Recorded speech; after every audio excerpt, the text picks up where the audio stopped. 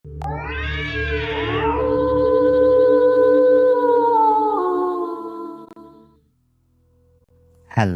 Listeners, শুনছেন ভূতের গল্প। প্রতিবারের মতো চলে আসলাম আপনাদের মাঝে আবারও একটি নতুন এপিসোড নিয়ে। তো এই অনুষ্ঠানটি শোনার পূর্বে শ্রোতাদের প্রতি আমার একটাই অনুরোধ থাকবে, আপনি কানে হেডফোন দিয়ে রুমের লাইট বন্ধ করে দিয়ে একটি নিরিবিলি পরিবেশ থেকে শুনবেন। কারণ এখন যে গল্পটি শুরু হতে যাচ্ছে তা শুধু আপনাদের শোনার জন্য নয়, তা অনুভব করার জন্য। এই গল্পের প্রতিটি শব্দ, প্রতিটি নীরবতা আপনার কল্পনাকে ধীরে ধীরে গ্রাস করবে। বিশ্বাস করা একান্তই আপনার ব্যক্তিগত সিদ্ধান্ত, কিন্তু একবার শুনতে শুরু করলে ফিরে আসা সহজ নাও হতে পারে। আপনি এখন শুনছেন ভূতের গল্প, তো বেশি দেরি করব না, চলুন শুরু করি আমাদের আজকের ঘটনা।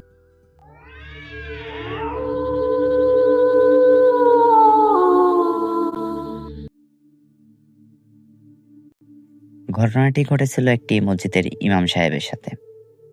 তো কি ঘটেছিল, চলুন শুনে আসি সেই ঘটনাটি।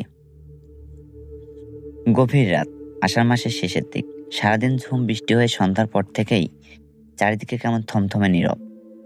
গ্রামের নামটি ধানগড়া। চারিদিকে ধান ক্ষেত, মাঝখানে কাঁচা রাস্তা, আর সেই রাস্তার বাঁকে পুরনো টিনের ছাউনি দেওয়া একটা ছোট্ট মসজিদ। মসজিদের ইমাম সাহেব মাওলানা হাবিবুর রহমান প্রায় 10 বছর ধরে এখানে নামাজ পড়ান। বয়স 50-এর কাছাকাছি। শান্ত স্বভাবের একজন মানুষ। 5 ওয়াক্ত নামাজ ছাড়াও রাত জেগে তাহাজ্জুদ পড়ার অভ্যাস আছে তার। গ্রামের মানুষ তাকে খুবই সম্মান করে। তিনি কখনো অকারণে ভয় পান না। সেদিন রাতেও তিনি ঘুম থেকে উঠলেন প্রায় 1:30। বাইরে তখনও বৃষ্টির পরের ভেজা গন্ধ। দূরে কোথাও ব্যাঙ ডাকছে, মাঝে মাঝে হালকা বাতাসে তালগাছের পাতা কাঁপছে। শব্দটা যেন ফিসফিস করে কেউ কথা বলছে। ইমাম সাহেব অজু করতে উঠানে গেলেন। উঠানের এক কোণে নলকূপ। অন্ধকারে কেবল টিমটিম করে জ্বলছে একটা ছোট্ট বাল্ব। তিনি যখন নলকূপ চাপছিলেন তখন হঠাৎ মনে হলো মসজিদের ভেতর থেকে যেন কারো কাশি দেওয়ার শব্দ এলো। তিনি থেমে গেলেন। এই সময় তো কেউ থাকার কথা না মসজিদের ভেতরে। মুয়াজ্জিন তো বাড়ি চলে যায় এশার নামাজের পরপরই। গ্রামের কেউ মাঝরাতে আসে না। তিনি কিছুক্ষণ কান পেতে রইলেন। আবার সেই একই শব্দ, এবার একটু পরিষ্কার, যেন কেউ দীর্ঘশ্বাস ফেলল। মনের ভেতরে কেমন একটা অস্বস্তি তৈরি হল, কিন্তু নিজেকে সামলে নিলেন। ভাবলেন হয়তো বিড়াল বা কোনো পশু ঢুকে পড়েছে মসজিদের ভেতরে। অজু শেষ করে তিনি মসজিদের দিকে এগোলেন। দরজা কেমন আধখোলা। সাধারণত তিনি তালা লাগিয়ে রাখেন না, তবে দরজা পুরো বন্ধ থাকে। আজ কেন যেন ফাঁকা ফাঁকা লাগছে দরজাটা। ভেতরে ঢুকতেই একটা অদ্ভুত ঠান্ডা বাতাস তার গায়ে লাগলো। বাইরে যতটা ঠান্ডা, ভেতরে যেন তার চেয়েও বেশি ঠান্ডা। মসজিদের মেঝেতে পুরনো লাল কার্পেট, দেয়ালে সাদা চুনকাম, সব আগের মতোই, তবু কেমন যেন একটা অন্যরকম লাগছে মসজিদটা। তিনি ধীরে ধীরে সামনে এগিয়ে গেলেন। মিহরাবের দিকে তাকিয়ে তার বুক ধকধক করে উঠল। মিহরাবের পাশে সাদা কাপড় পরা একটা অবয়ব দাঁড়িয়ে আছে। অবয়বটা মানুষের মতোই, উচ্চতা 6 ফুট, মাথায় টুপি, গায়ে লম্বা পাঞ্জাবি, কিন্তু মুখটা স্পষ্ট দেখা যাচ্ছে না, যেন কুয়াশার আড়ালে ঢাকা। আর আশ্চর্যের ব্যাপার, তার পা মেঝেতে পুরোপুরি ঠেকানো নেই, সামান্য ভাসছে। ইমাম সাহেবের গলা শুকিয়ে গেল, তবুও তিনি সাহস করে বললেন, কে? এই সময় এখানে কে আছেন? কোনো উত্তর নেই, শুধু সেই অবয়বটি ধীরে ধীরে তার দিকে ঘুরল। মুখের জায়গায় কেবল অন্ধকার, কিন্তু দুটি চোখ জ্বলজ্বল করছে, হালকা নীলসে আলো। হঠাৎ মসজিদের ভেতরটাকে বাতাস ভারী হয়ে উঠল। তার মনে হলো শ্বাস নিতে কষ্ট হচ্ছে। তিনি দ্রুত সূরা ফাতিহা পড়তে শুরু করলেন। কণ্ঠটা কাঁপছিল, তবুও থামলেন না। পড়া শেষ হতেই অবয়বটা যেন একটু পেছনে সরে গেল। এরপর একটা অদ্ভুত কণ্ঠ শোনা গেল, গভীর ভাঙা কণ্ঠ, যেন দূরে থেকে ভেসে আসছে। হুজুর, আমাকে চিনতে পারছেন না? ইমাম সাহেব স্তব্ধ। কণ্ঠটা কেমন যেন পরিচিত মনে হচ্ছে। তিনি আবার বললেন, আপনি কে? অবয়বটা একটু দূরে এগিয়ে গেল। ঠান্ডা হাওয়ার ঝাপটা আবারও লাগলো তার মুখে। আমি করিম মিয়া হুজুর, চিনতে পারছেন না আমাকে? হুজুর বলল, করিম মিয়া? নামটা শুনেই তার মনে পড়ল 5 বছর আগে গ্রামের এক লোক, নিঃসন্তান, একাকী মানুষ, হঠাৎ জ্বরে মারা গিয়েছিল। মৃত্যুর আগে কয়েকদিন খুব কষ্ট পেয়েছিল। লোকটা নাকি অনেকের টাকা ধার নিয়েছিল, ফেরত দিতে পারেনি। কিন্তু করিম মিয়ার জানাজা তো তিনিই পড়িয়েছিলেন। তিনি কাপা গলায় বললেন, আপনি আপনি তো মারা গেছেন। অভাবটা দীর্ঘশ্বাস ফেলল। মরেছি, কিন্তু শান্তি পাইনি। মসজিদের বাতাস যেন আরও ঠান্ডা হয়ে উঠল। বাইরে হঠাৎ ঝোড়ো হাওয়া বইতে শুরু করলো। টিনের চাল কাঁপছে। আমার ঋণ আমি শোধ করতে পারিনি। আমি প্রতারণা করেছি। মানুষের কষ্টের টাকা নিয়ে মিথ্যা কথা বলেছি। এখন হিসাবের সময়। কথাগুলো বলতে বলতে অভাবটা ধীরে ধীরে কাঁপছিল। তার চারপাশে হালকা কুয়াশার মতো ধোঁয়া ঘুরছিল। ইমাম সাহেবের বুকের ভেতরে ভয় আর দায়িত্ববোধ একসাথে লড়াই করছিলেন। তিনি ভাবলেন, এটা কি সত্যিই করিম মিয়ার আত্মা, নাকি কোনো শয়তানের কুমন্ত্রণা? তিনি দৃঢ় গলায় বললেন, যদি তুমি সত্যিই করিম হও, তাহলে প্রমাণ দাও। অবয়বটা হঠাৎ হাত তুলল। মসজিদের এক কোণে রাখা পুরনো কাঠের আলমারিটা কেঁপে উঠল। আলমারির ভেতরে থেকে একটা পুরনো লাল কাপড়ে মোড়া পুটলি গড়িয়ে পড়ল মেঝোতে। ইমাম সাহেব বিস্ময়ে তাকিয়ে রইলেন।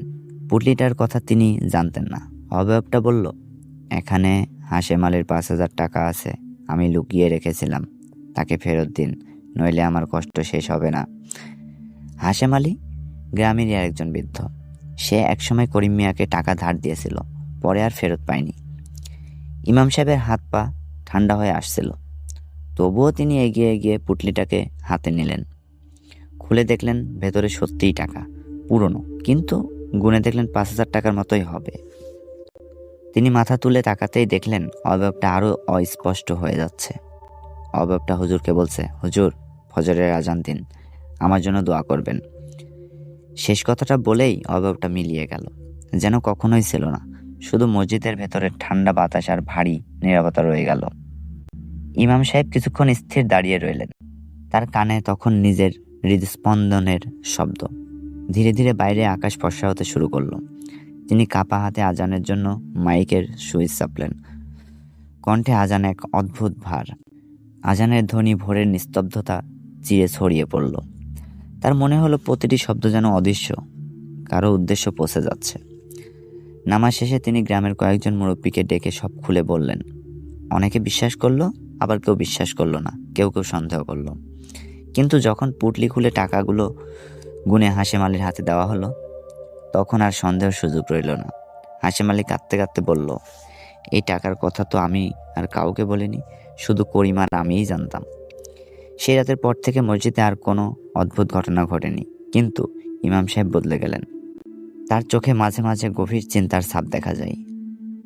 তিনি প্রায়ই খুতবায় মানুষের হক আদায়ের কথা বলেন, ঋণ শোধের গুরুত্ব বোঝান। আর গভীর রাতে যখন বাতাসের তালপাতা কাঁপে, তিনি কখনো কখনো মিহরাবের দিকে তাকিয়ে চুপচাপ দোয়া করেন, হে আল্লাহ, যারা ঋণের বোঝা নিয়ে চলে গেছে তাদেরকে মাফ করে দিন। গ্রামের মানুষ আজও ফিসফিস করে বলে, সেই রাতের ঘটনা নাকি একদম সত্যি। কেউ বলে অলৌকিক, কেউ বলে সতর্কবার্তা। কিন্তু ইমাম হাবিবুর রহমান আর কখনো অকারণে মসজিদের দরজা খোলা রাখে না। আর আষাঢ়ের গভীর ভেজা রাতে ধানগড়া গ্রামের মসজিদের ভেতরে দাঁড়ালে আজও নাকি হালকা ঠান্ডা বাতাস গায়ে লাগে, যেন কেউ নিঃশ্বাসে পাশ দিয়ে হেঁটে গেল। তো শুনছিলেন প্রথম ঘটনা। আসলে প্রথম ঘটনা বলতে আমার যদি সমস্যা হচ্ছে, যদিও বা, তারপর আপনারা সবাই ক্ষমা সুন্দর দৃষ্টিতে দেখবেন। আর ঘটনাগুলো কেমন লাগছে অবশ্যই কমেন্ট করে জানাবেন। তো চলুন শুরু করি আমাদের দ্বিতীয় ঘটনা।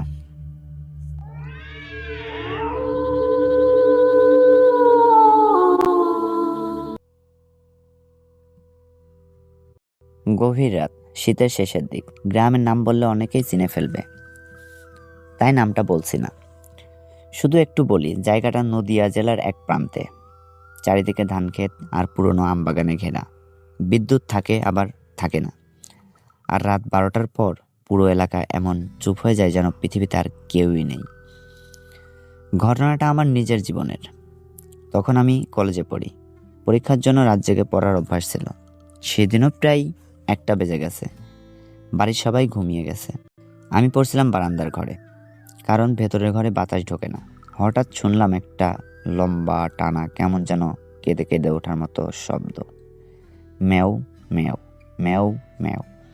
প্রথমে ভাবলাম সাধারণত বিড়ালের ডাক, আমাদের গ্রামে বিড়াল তো আছেই, কিন্তু এই ডাকটা অদ্ভুত। স্বাভাবিক ম্যাও নয়, বরং যেন কেউ কাঁদছে।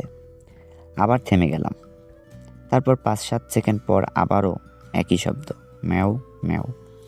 গলা শুকিয়ে গেল আমার। শব্দটা আসছে ঠিক আমাদের বাড়ির পেছনের আম গাছটার দিক থেকে।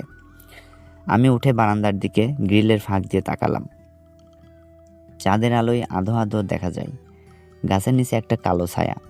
প্রথমে মনে হলো বিড়ালই হবে, কিন্তু অদ্ভুত একটা ব্যাপার, ওটা নড়ছে না, শুধু মাথাটা আস্তে আস্তে তুলছে আর নামাচ্ছে। আমি চোখ মুখ আবারও কসলালাম, আবার তাকালাম। তখন দেখলাম ওটার চোখ দুটো জলজল করছে, হলুদ নয়, একটু লালচে, আভা আভা। বিড়ালের চোখে আলো পড়লে জলে জানি, কিন্তু এখানে তো সোজা চাঁদের আলো, কোনো টর্চ বা আলো নেই, তবুও চোখ দুটো যেন ভিতরে থেকে জ্বলছে। ঠিক তখনই মনে পড়ল আমাদের পাশের বাড়ির মধুদার কথা। বছরখানেক আগে ওদের বাড়িতে একটা ঘটনা ঘটেছিল। মধুদার মা রাতে শৌচালয়ে যেতে গিয়ে শুনেছিলেন ঠিক এইরকম বিড়ালের কান্নার মতো ডাক। পরদিন ভোরে উনি অসুস্থ হয়ে পড়েন, কয়েকদিনের মধ্যেই মারা যান। গ্রামে তখন গুজব ছড়িয়ে পড়েছিল ডাকটা ভালো নয়। আমি অবশ্য এসব মানতাম না, কখনোই এসব মানতাম না। বিজ্ঞান পড়ি, ভূতে বিশ্বাস করি না। এই নিয়ে বন্ধুরা অনেক হাসি ঠাট্টা করত, কিন্তু সেদিন রাতে সেই ডাকটা আবারও শোনা গেল। এবার যেন একটু কাছে, মনে হলো গাছের নিচে নয়, আমাদের উঠোনের মাঝখানে। আমার বুকের ভেতরে ধকধক ধকধক শুরু করলো। সাহস করে মোবাইলের টর্চটা জ্বালালাম। আলো ফেলতেই কিছুই নেই, একেবারে ফাঁকা উঠোন, শুধু বাতাসে শুকনো পাতা নড়ছে। আমি আবারও বসে পড়লাম, নিজেকে বোঝালাম হ্যালুসিনেশন, রাত জাগলে এমনই হয় হয়তো। কিন্তু ঠিক 2 মিনিট পর আমার পিছন দিক থেকে বারান্দার ভেতরে থেকে আবার একই শব্দ, ম্যাও ম্যাও। আমি জমে গেলাম, অনেকটা ভয় পাচ্ছি। শব্দটা এখনো আমার ঠিক পিছনে। ধীরে ধীরে ঘুরে তাকালাম। বারান্দার কোণে পুরনো কাঠের আলমারির পাশে একটা ছায়া। টর্চ ফেলতেই দেখা গেল একটা কালো বিড়াল, কিন্তু অদ্ভুত ব্যাপার, ওর লেজ নেই। যেন কাটা বিড়ালটা স্থির হয়ে আমার দিকে তাকিয়ে আছে, চোখ দুটো আবার সেই লালচে জ্যোতি। আমি গিলে ফেললাম, ভাবলাম হয়তো আশেপাশের কোনো বাড়ির বিড়াল ঢুকে পড়েছে। আমি আস্তে আস্তে তাকে তাড়াই দেওয়ার চেষ্টা করলাম, কিন্তু ও নড়ল না, শুধু ধীরে ধীরে মুখ খুলল, আর সেই একই লম্বা কান্নার শব্দ। এবার আমার শরীর আরও বেশি ঠান্ডা হয়ে গেল, কারণ শব্দটা বিড়ালের মুখ থেকে বেরোলেও কেমন যেন মানুষের কান্নার মতো শোনাচ্ছে, যেন কোনো মহিলা খুব চেপে চেপে কাঁদছে। ঠিক তখনই ঘরের ভেতর থেকে মা ডাকলেন, কিরে, ঘুমাসনি এখনো? আমি চমকে পিছনে তাকালাম, 1 সেকেন্ডের জন্য চোখ সরালাম, আবার সামনে তাকাতেই কেউ নেই, বিড়ালটা উধাও। আমি দৌড়ে ভেতরে গেলাম। মা বললেন, কি হয়েছে, এমন করছিস কেন তুই? তোর মুখ কেন এমন সাদা হয়ে গেছে? কি হয়েছে তোর? আমি কিছু বললাম না আমার মাকে, শুধু বললাম কিছু না। পরদিন সকালে উঠোনে গিয়ে দেখলাম যেখানে বিড়ালটা দাঁড়িয়েছিল সেখানে কাদা মাটিতে কয়েকটা পায়ের ছাপ, বিড়ালের মতো, কিন্তু অদ্ভুত বড়। আর পায়ের ছাপগুলো এসে শেষ হয়েছে বারান্দার দরজার সামনে। ফিরে যাওয়ার কোনো ছাপ নেই। আমি কাউকে কিছু বলিনি, কিন্তু সেদিন রাত থেকে আর বারান্দায় পড়তে আর বসিনি। ঘটনাটা এখানেই শেষ নয়। 3 দিন পর গভীর রাতে আবার সেই ডাক। এবার আমি ঘুমিয়েছিলাম, হঠাৎ ঘুম ভেঙে গেল আমার। ঘড়িতে দেখলাম রাত 3টে বাজে। ডাকটা আসছে আমাদের বাড়ির ছাদ থেকে। আমি ধীরে ধীরে সিঁড়ি দিয়ে উঠলাম আবারও। জানি না কেন উঠলাম, হয়তো প্রমাণ করতে চেয়েছিলাম সবাই কাকতালীয়। ছাদে উঠে দেখি ছাদের এক কোণে সেই কালো বিড়ালটি দাঁড়িয়ে আছে। চাঁদের আলো স্পষ্ট বোঝা যাচ্ছে, লেজহীন, চোখ জ্বলছে। কিন্তু এবার আরও ভয়ঙ্কর কিছু দেখলাম। বিড়ালটা ছায়া পড়ছে ছাদের ওপর, কিন্তু ছায়াটা বিড়ালের মতো নয়, ছায়াটা মানুষের মতো, লম্বা চুলোওয়ালা একটা মহিলার অবয়ব। আমার পা কাঁপতে কাঁপতে লাগলো, গলা শুকিয়ে একদম কাঠ হয়ে গেল। আমি চোখ বন্ধ করে আবারও খুললাম। বিড়ালটা একই জায়গায়, কিন্তু ছায়াটা ধীরে ধীরে নড়ছে, যেন কেউ দাঁড়িয়ে আছে। তারপর হঠাৎ সেই কান্নার শব্দ, একদম কাছে থেকে। মনে হলো আমার কানের পাশে কেউ ফিসফিস করে কাঁদছে। আমি দৌড়ে সিঁড়ি দিয়ে নেমে এলাম। সারা রাত জেগে কাটালাম। ভোরের আলো ফুটতেই ছাদে উঠলাম আবারও। কিছুই নেই ওখানে, যেন কিছুই ঘটেনি। এরপর থেকে প্রতি সপ্তাহেই সেই ডাক শোনা যায়, সবসময় গভীর রাতে। আর মজার ব্যাপার হলো, যেদিন সেই ডাকটা শোনা যায় পরদিন গ্রামে কোনো না কোনো অঘটন ঘটত। কারো গরু অসুস্থ, কারো বাড়িতে আগুন, কারো হঠাৎ অসুস্থতা। ধীরে ধীরে গ্রামে কথাগুলো ছড়িয়ে পড়ল। অনেকে বলল বহু বছর আগে এই জায়গায় এক মহিলা আত্মহত্যা করেছিল। তার লাশ নাকি আম গাছের নিচে পাওয়া গিয়েছিল। তখন থেকেই নাকি মাঝে মাঝে বিড়ালের ডাক শোনা যায়। আমি সব গল্প বিশ্বাস করিনি, কিন্তু একদিন শেষ ঘটনা ঘটল। সেদিন রাতেও সেই একই ডাক, কিন্তু এবার একেবারে আমার ঘরের জানালার বাইরে। আমি জানালার ফাঁক দিয়ে তাকালাম। দেখলাম বিড়ালটা জানালার গ্রিলে বসে আছে, এত কাছে যে হাত বাড়ালেই ছোঁয়া যাবে। ওর চোখ দুটো আমার চোখের সঙ্গে আটকে গেল কয়েক সেকেন্ড। তারপর হঠাৎ ওর মুখ বদলে যেতে লাগলো, যেন চামড়া সরে যাচ্ছে। আর আমি ভিতর থেকে এক মহিলার ফ্যাকাশে মুখ ভেসে আসছে আমার ভিতরে। আমি চিৎকার করে উঠলাম। পরের ঘটনাটা আমি স্পষ্ট মনে করতে পারি না, জ্ঞান হারিয়েছিলাম। ভোরে সবাই আমাকে মেঝোতে পড়ে থাকতে দেখে। জ্বর এসে গিয়েছিল। টানা 3 দিন আমি অজ্ঞান অর্ধচেতন অবস্থায় ছিলাম। মাঝে মাঝে নাকি আমি ঘুমের ঘরে বলতাম, ও ডাকছে, ও আমাকে ডাকছে। তারপর থেকে আর কোনোদিনও সেই ডাক শুনিনি। কিন্তু আজও এত বছর পর যখন গভীর রাতে কোথাও বিড়ালের লম্বা কান্নার মতো ডাক শুনি, বুকের ভেতরটা হিম হয়ে যায়। কারণ আমি জানি সব বিড়াল শুধু বিড়াল নয়, কিছু ডাক শুধুই পানির নয়, কিছু ডাক আসে অন্য কোথাও থেকে। তো শুনছিলেন ভূতের গল্প। আসলে ঘটনাগুলো আপনাদের কাছে কেমন লাগছে অবশ্যই কমেন্ট করে জানাবেন। আপনাদের মূল্যবান কমেন্ট, আপনাদের উৎসাহ, আপনাদের কমেন্ট পেলে আমি পরবর্তীতে ভালো ভালো ঘটনা আপনাদেরকে শোনাইতে পারবো। তো চলে যাব আমাদের পরবর্তী ঘটনায়। পরবর্তী ঘটনাটি যাওয়ার পূর্বে আপনাদের কাছে আমার একটাই অনুরোধ, যারা এখন আমার চ্যানেলটি সাবস্ক্রাইব করেননি অবশ্যই চ্যানেলটি সাবস্ক্রাইব করে আমাদের পাশে থাকবেন। আর আপনারা যদি চান আপনাদের ঘটনা পাঠাবেন, তবে ডেসক্রিপশনে আমি আমাদের জিমেল দিয়ে দেব। চাইলে আপনারা ওখান থেকে আপনাদের ঘটনা পাঠাইতে পারবেন। তো চলুন চলে যাই আমাদের পরবর্তী ঘটনায়।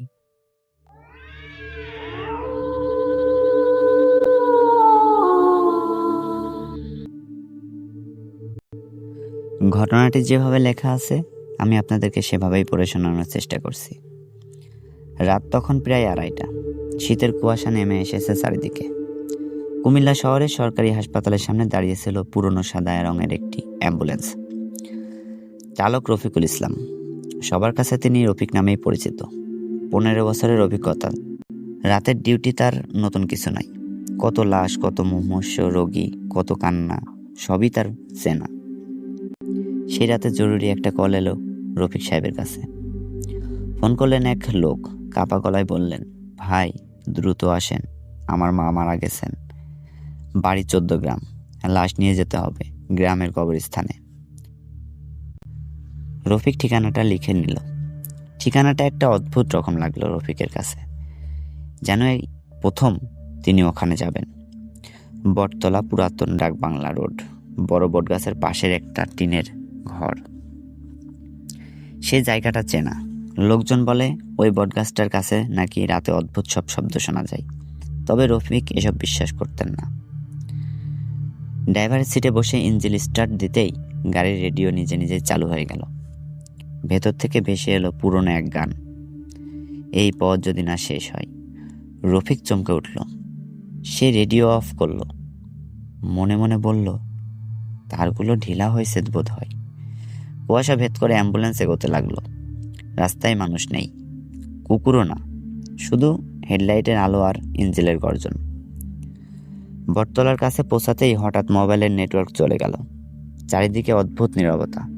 দূরে বিশাল বটগাছটা কুয়াশার মধ্যে ছায়ার মতো দাঁড়িয়ে। গাছের নিচে এক লোক সাদা পাঞ্জাবি পরে দাঁড়িয়ে আছে, মুখ দেখা যাচ্ছে না। রফিক গাড়ি থামালো। লোকটা ধীরে ধীরে এগিয়ে এলো। তার চোখ দুটো অস্বাভাবিক ফ্যাকাশে। আপনি অ্যাম্বুলেন্স চালক? রফিক বললেন, জি, ভেতরে আসেন। টিনের ঘরটার ভেতরে ঢুকতেই ঠান্ডা বাতাসের ঝাপটা লাগলো রফিকের গায়ে। মাঝখানে খাটে সাদা কাপড়ে ঢাকা লাশ, পাশে কেউ নেই। রফিক জিজ্ঞেস করলো, আপনার বাড়ি আর কেউ নেই? লোকটা ফাঁকা গলায় বলল, সবাই আগে চলে গেছে কবরস্থানে। কথাটা অদ্ভুত লাগলো। সাধারণত লাশ একা ফেলে কেউ যায় না, কিন্তু রফিক কিছু বলল না। লাশটা স্ট্রেচারে তোলার সময় তার হাত কেঁপে উঠল। কাপড়ের নিচে শরীরটা অস্বাভাবিক ঠান্ডা, বরফের মতো ঠান্ডা। সে বহু লাশ ধরেছে, কিন্তু এমন ঠান্ডা কখনো না। লোকটা নিজে নিজেই অ্যাম্বুলেন্সের পেছনে উঠে লাশের পাশে বসলো। দরজাটা বন্ধ করে রফিক সাহেব ড্রাইভ করতে শুরু করলো।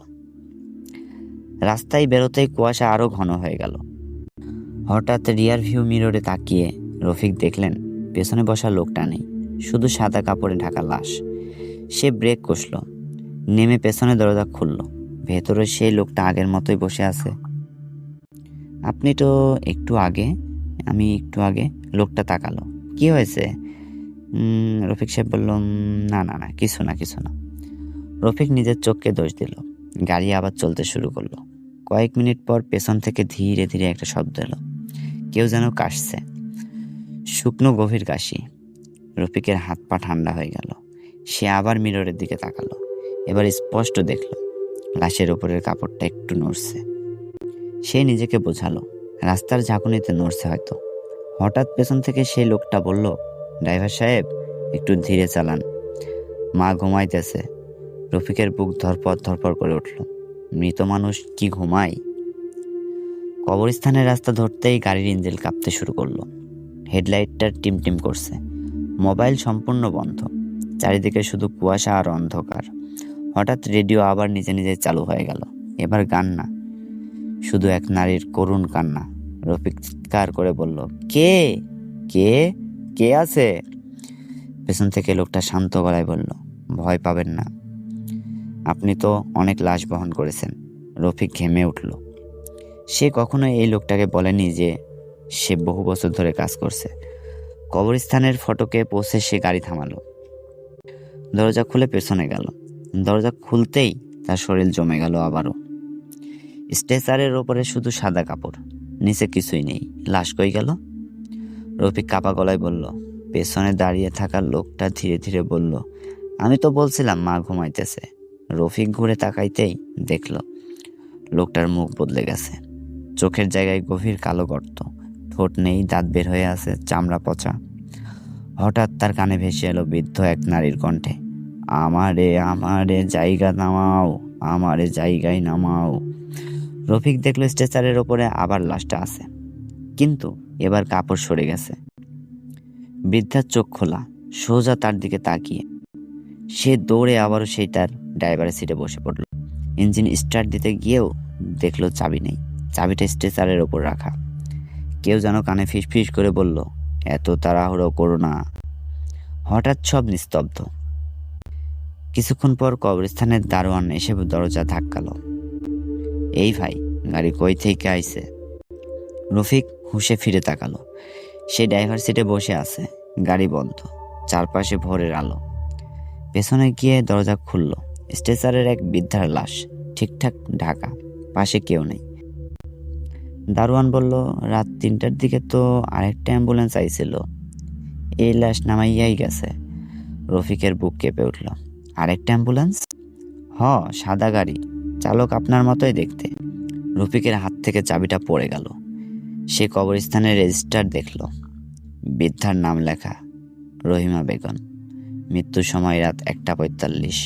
আরেকটি অদ্ভুত তথ্য, লাশ আনার সময় লেখা রাত 2:10। কিন্তু তখন তো রফিক হাসপাতালে ছিল। হাসপাতালে ফিরে সে কল লিস্টে দেখল যে নাম্বার থেকে ফোন এসেছিল সেটি আর নেই। নাম্বারটি অস্তিত্বহীন। রফিক সেই বটতলায় আবার গেল। সেখানে কোনো টিনের ঘর নেই, শুধু বিশাল বটগাছ আর ঝরা পাতা। স্থানীয়রা এক চাওয়ালা বলল, ওই গাছের নিচে বছর 10 আগে এক মহিলা মারা গেছিল। তার ছেলে নাকি অ্যাম্বুলেন্স ডাকতে গিয়ে রাস্তায় অ্যাক্সিডেন্টে মারা যায়। তারপর থেকে মাঝে মাঝে রাতের বেলা সাদা গাড়ি দেখা যায়। সেদিনের পর থেকে রফিক রাতের ডিউটি ছেড়ে দেয়, কিন্তু মাঝে মাঝে গভীর রাতে সে এখনো শুনতে পায় রেডিওতে ভেসে আসে সেই গান, এই পথ যদি না শেষ হয়। আর তার রিয়ার ভিউ মিররের কুয়াশার ভেতরে দেখা যায় পেছনের সিটে কেউ বসে আছে, সাদা কাপড়ে ঢাকা, চোখ দুটো খোলা। রফিক এখনো বেঁচে আছে। সে গল্পটা কাউকে বলতে চায় না, শুধু বলে সব লাশ একরকম হয় না, কিছু লাশ নিজের পথ নিজেই ঠিক করে নেয়। আর যারা গভীর রাতে কুমিল্লা থেকে 14 গ্রাম যাওয়ার পথে বটতলার কাছে সাদা অ্যাম্বুলেন্সে দাঁড়িয়ে থাকতে দেখে, তারা নাকি আর কখনো সেই পথ ধরে একা যায় না। তো লিসেনার্স, শুনছিলেন ভূতের গল্প। আমরা চলে যাব আমাদের পরবর্তী ঘটনায়। তো চলুন শুরু করি আমাদের আবারও পরবর্তী ঘটনা।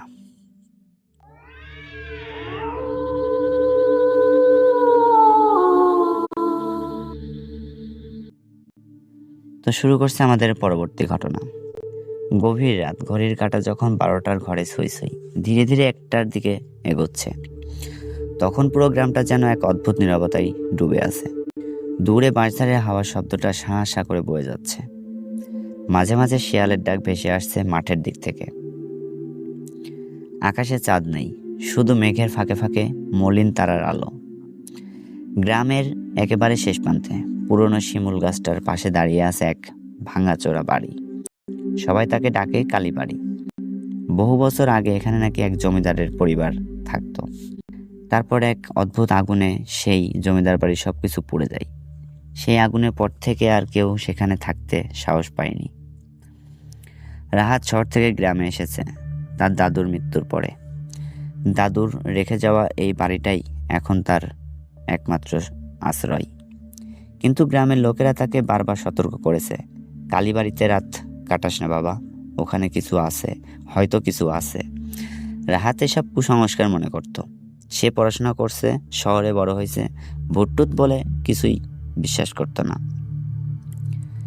তাই প্রথম রাতেই সে সিদ্ধান্ত নিল বাড়ির দোতলার ঘরেই ঘুমাবে। রাত প্রায় 1:30 বাজে। হঠাৎ তার ঘুম ভেঙে গেল। মনে হলো যেন কেউ ধীরে ধীরে দরজার আঙ্গুল বুলিয়ে যাচ্ছে। খসখস শব্দ। প্রথমে ভাবলো হয়তো ইঁদুর, কিন্তু শব্দটা ধীরে ধীরে ভারী হতে লাগলো, যেন নখ দিয়ে কাঠে আঁচড় কাটছে। রাহাত উঠে বসলো। চারপাশে ঘোর অন্ধকার। হঠাৎ ঠান্ডা হাওয়া তার ঝাপটা এসে তার গায়ে লাগলো। জানালাগুলো বন্ধ, তবুও যেন ঘরের ভেতরে বাতাস ঘুরে বেড়াচ্ছে। সে সাহস করে দরজার কাছে গেল। কে? তার গলায় কাঁপন। কোনো উত্তর নেই, শুধু নিস্তব্ধতা। হঠাৎ দরজাটা নিজে থেকেই ধীরে ধীরে খুলে গেল। কড়িকাঠ কেঁদে উঠল। দরজার বাইরে লম্বা করিডোর, সেখানে অন্ধকারের মধ্যে যেন কিছু একটা নড়ে উঠল, সাদা কিছু। রাহাত চোখ কুঁচকে তাকালো। সে স্পষ্ট দেখতে পেল একটা সাদা শাড়ি পরা অভাব করিডোরের শেষ মাথায় দাঁড়িয়ে আছে। মুখ দেখা যাচ্ছে না, চুলগুলো সামনে ঝুলে যাচ্ছে। রাহাতের বুক ধরফর করছে। সে নিজেকে বোঝাতে চেষ্টা করলো এটা নিশ্চয়ই চোখের ভুল, কিন্তু অবয়বটা ধীরে ধীরে তার দিকে এগোতে শুরু করলো। পায়ের শব্দ নেই, মেঝোতে কোনো ছায়া নেই, শুধু ভেসে আসছে একটা গন্ধ, পোড়া কিছু একটা, যেন পুরনো কাঠ পুড়ে যাওয়ার গন্ধ। রাত হঠাৎ মনে পড়লো দাদুর কথা। দাদু একদিন বলেছিলেন এই বাড়িতে আগুন লেগেছিল ইচ্ছে করে, কেউ নাকি আগুন ধরিয়ে দিয়েছিল। আর সেই রাতে এক গর্ভবতী মহিলা আটকে পড়ে মারা যান এই বাড়িতে। তার শরীর কেঁপে উঠল। অভাবটা এখন একেবারে সামনে। হঠাৎ চুলগুলো সরে গেল। দেখা গেল পোড়া বিকৃত একটা মুখ, চোখ দুটো ফাঁকা, কোনো মনি নেই, শুধু কালো গর্ত। আমার বাচ্চা কোথায়? একটা ভাঙা কর্কশ গলা। রাহাত চিৎকার করতে গিয়েও পারল না, গলা দিয়ে শব্দ বের হলো না। তার পা যেন মাটিতে আটকে গেল। মহিলাটা হাত বাড়ালো। তার আঙ্গুলগুলো লম্বা, পোড়া নখগুলো অস্বাভাবিক বড়। হাতটা রাহাতের কাঁধে ছুঁইতেই সে বরফের মতো ঠান্ডা অনুভব করলো। মনে হলো শরীরে রক্ত জমে আছে। হঠাৎ পুরো বাড়িটা কেঁপে উঠল। দেয়ালে আগুনের ছায়া দেখল। চারপাশে যেন আগুন জ্বলছে, অথচ কোনো তাপ নেই, শুধু পোড়া গন্ধ আর কান্নার শব্দ। রাহাত বুঝতে পারল এই বাড়ির আগুন নিভে যায়নি, সেটা শুধু চোখের আড়ালে ছিল। সে শেষ শক্তি দিয়ে চোখ বন্ধ করে বলল, আমি জানি না তোমার বাচ্চা কোথায়, কিন্তু আমি তোমাকে সাহায্য করব। আমি সত্যটা খুঁজে বের করব। হঠাৎ সব শান্ত। ঠান্ডা বাতাস থেমে গেল, আগুনের ছায়া মিলিয়ে গেল। সে ধীরে ধীরে চোখ খুলল। করিডোর ফাঁকা, দরজা খোলা, ভোরের হালকা আলোয় জানালা দিয়ে ঢুকছে। সব কি স্বপ্ন ছিল? রাহাত নিচে নামল। বাড়ির পেছনে পুরনো কুয়োর পাশে একটা অদ্ভুত জায়গা তার নজরে পড়ল। মাটি যেন নতুন করে খোঁড়া হয়েছে। কৌতূহল আর ভয়ের মিশ্র অনুভূতিতে সে কোদাল দিয়ে মাটি খুঁড়তে শুরু করলো। কিছুক্ষণ পর তার কোদাল শক্ত কিছুর সঙ্গে ঠেকল। সে হাত দিয়ে মাটি সরিয়ে দেখল একটা ছোট্ট কঙ্কাল শিশুর। তার বুকের ভেতরে ধক করে উঠল। গ্রামের পুরনো রেকর্ড ঘেটে রাহাত জানতে পারল সে আগুনের রাতে জমিদারের ভাই তার সম্পত্তির লোভে আগুন লাগিয়েছিল। গর্ভবতী মহিলাটি মারা গেলেও তার সদ্যজাত শিশুকে লুকিয়ে ফেলে হয়েছিল, যাতে কোনো উত্তরাধিকার না থাকে। রাহাত গ্রামের মন্দিরে গিয়ে শিশুটির সৎকার করল। গ্রামের পুরোহিত মন্ত্র পড়লেন, সবাই মিলে প্রার্থনা করল। সেই রাতেই রাহাত আবার দোতলায় ঘুমালো। রাত গভীর হলো, কিন্তু এবার কোনো আঁচড়ের শব্দ নেই, কোনো ঠান্ডা হাওয়া নেই। স্বপ্নে সে দেখল এক সাদা শাড়ি পরা মহিলা, কিন্তু এবার তার মুখ শান্ত, আর কোলে এক শিশু। সে মৃদু হাসল। ধীরে ধীরে কুয়াশার মতো মিলিয়ে গেল। ভোরে রাহাত বুঝল সব আত্মা ভয়ঙ্কর নয়, কিছু আত্মা শুধু ন্যায় চাই, শান্তি চাই। আর কালীবাড়ি, সেই বাড়িতে আর কখনো পোড়া গন্ধ ভেসে আসেনি। তবে গ্রামের লোকেরা বলে গভীর রাতে শিমুল গাছটার নিচে দাঁড়ালে মাঝে মাঝে এক মৃদু হাসির শব্দ শোনা যায়। ভয়ঙ্কর নয়, বরং শান্ত। কিন্তু তবুও কোনোদিন গভীর রাতের দরজায় খসখস শব্দ শোনা যায়নি। তবে নিশ্চিত হয়েও সেটা শুধু হাওয়া কিনা। তো লিসেনার্স, শুনছিলেন ভূতের গল্প। আমাদের ভূতের গল্পটি আমরা আজকে এখানেই শেষ করব। তো শেষ করার পূর্বে আপনাদের কাছে আমার একটাই অনুরোধ, আমাকে বেশি বেশি করে সাপোর্ট করবেন, যেন আমি সামনের দিকগুলোতে এগোতে পারি, আপনাদেরকে ভয়ঙ্কর ভয়ঙ্কর গল্প শোনাইতে পারি। আমার চ্যানেলটি অবশ্যই সাবস্ক্রাইব করে আমাকে সাপোর্ট করবেন, আর আপনাদের মূল্যবান কমেন্ট অবশ্যই করবেন। তো লিসেনার্স, আজকের মতো এখানেই শেষ করব। আজকের মতো এখান থেকেই বিদায় নিব। তো লিসেনার্স, সবাই ভালো থাকবেন, সুস্থ থাকবেন। কথা হবে পরবর্তী কোনো এপিসোডে।